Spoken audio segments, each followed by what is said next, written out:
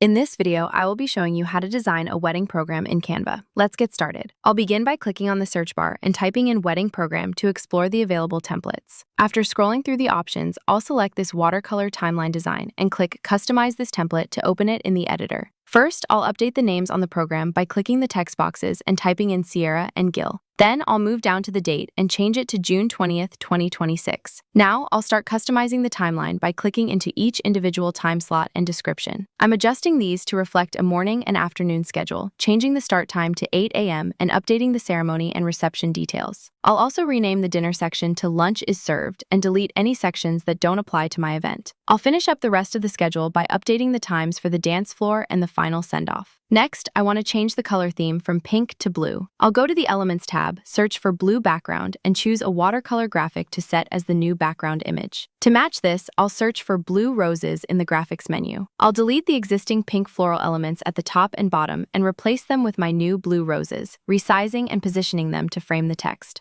I'll also place a little bit darker blue rose element in the middle. When the design is complete, I'll click on Share in the top right corner and then Download. I'll make sure the file type is set to PNG and click Download to save my finished wedding program to my device. Thanks for watching, and I hope this helps you create the perfect program for your special day.